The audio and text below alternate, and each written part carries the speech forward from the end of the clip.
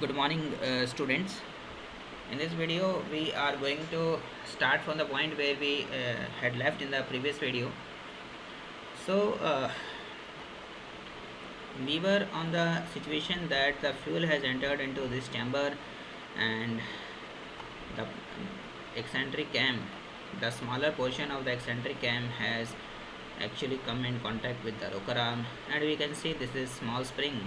This spring is called a small spring, or this spring is responsible for maintaining a constant contact between the rocker arm and the cam. This is a rocker arm, suppose, and this is the smaller portion of the rocker arm, and now during rotation it has come in contact with the rocker arm, and this is the camshaft, smaller portion of the camshaft. Now, since this smaller portion of camshaft has come in contact with the rocker arm, what is going to be there? Due to the force of this small spring, it has to be in contact with the rocker arm. Always has to be in contact with the cam. There is a force on the rocker arm like this, and consequently in the other consequently in the at the other side, there will be a force encountered in this direction, mean in the upward direction. And since the pull rod is also attached to it, and due to the since pull rod is attached to it, the pull rod will be experiencing a force in the upward direction, and consequently the diaphragm also, because diaphragm is attached directly to the pull rod by means of a retainer spring, or the diaphragm retainer spring. This is the diaphragm retainer spring, we can say. And now the shape of the diaphragm will be slightly like this after experiencing a force.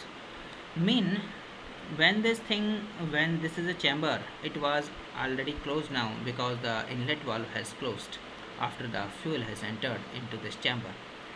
Now when this is closed and the shape of the diaphragm has become like this, it has the pressure inside this cavity has increased further. Due to the increase in the pressure, the pressure valve, or we can say this valve, has opened up. Now this valve has opened up, we can see. Now this situation is exactly the reverse what we talked in the previous video, that this is the pressure valve. The pressure below it has become higher, while the pressure as compared to the pressure at the top of it. Now there will be a movement of the fluid. There is a movement of the fluid or the fuel from this point to this point, due to opening of this valve. This valve has opened up, and there is a movement of the petrol from towards from the bottom to the upward side. Means there is a upward movement of the fuel, and the fuel from the here it will go to the carburetor by means of the exhaust valve or the outlet valve. This is the outlet valve, we can say. Please note this, all the parts is the outlet valve. Now one basic question is there, that what is the pressure of this exhaust, what is the pressure of this fuel or the petrol which moves out of this exhaust valve or the outlet valve from the IC mechanical fuel pump. The pressure lies in the range of 20 to 35 kPa. However, we can also control this pressure depending upon the stiffness of the diaphragm retainer spring. Please note this is the diaphragm retainer spring, and we can also change the flexibility of the point of connection of the pull rod and the rocker arm, and these points have been discussed in the next slides. So we can very well see that the pressure lies in the range of 20 to 35 kPa, and I can also we can also throw light again on the situation that this is the fuel tank. I am writing it as FT. This is the AC mechanical fuel pump. This is the AC mechanical fuel pump, and this is the carburetor. This is the carburetor. Fuel moves, the movement of the fuel is from here to here and from here to here. This is actually a low pressure line, LPL, and this is a comparatively higher pressure line. So we can see that the exact pressure range is determined by the stiffness of the diaphragm return spring, and also by the changing the flexibility. We can also change the flexibility at the connection between the rocker arm and the pull rod. If it is made flexible, the float chamber and the diaphragm, they can be easily uh, they can be easily operated as per the means and requirements of the vehicle. Please note that the float chamber is not a part of this AC mechanical fuel pump. It is a part of the carburetor, which we have discussed in our very first video, and we are trying to correlate the demand of the carburetor and actually the demand of the float chamber of the carburetor, because it is the float chamber only which takes up the fuel which is coming in, which is getting entry, which is entered into the carburetor. And we are going to relate the output supply of the output supply of this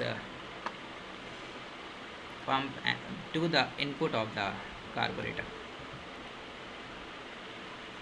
Now a very basic question arises under these circumstances. If the engine, if we do not require, if the carburetor does not require much higher pressure, actually if the carburetor does not require much higher of the fuel, what will happen?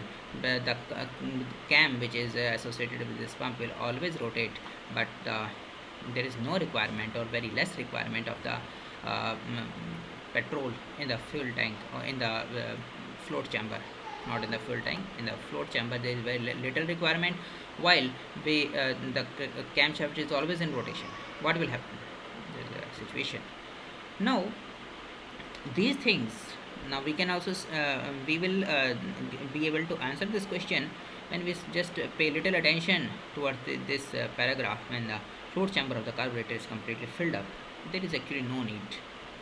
But if the engine continues to run at light load, the camshaft will be running all the time, and so this paragraph actually calls up for a need, that there is certain need for there are certain means, external means are required to be provided, by means of which the pressure can be regulated, otherwise it will damage the mechanical fuel pump itself.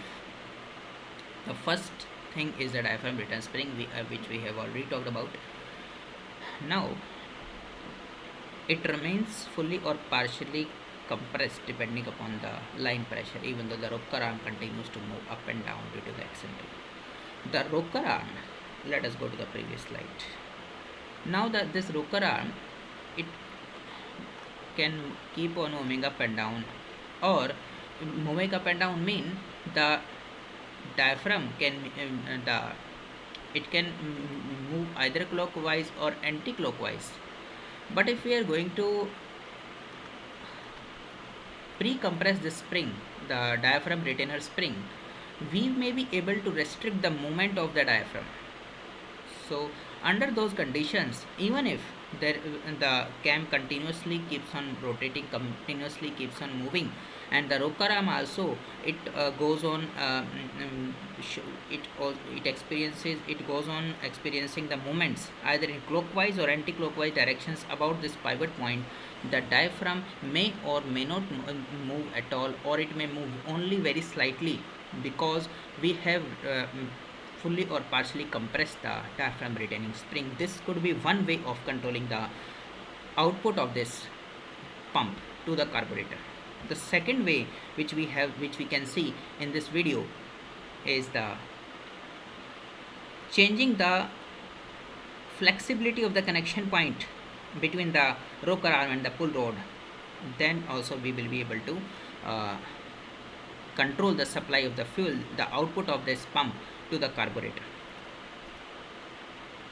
Meanwhile, we are going to talk about this point, that if the flexibility of this point is changed, no matter that the rocker arm moves either clockwise or anti-clockwise, these due to the rotation of the camshaft, continuous rotation of the camshaft, these changes are further not going to be transmitted to the diaphragm, and consequently we will be able to control the supply of the fuel to the carburetor. Thank you.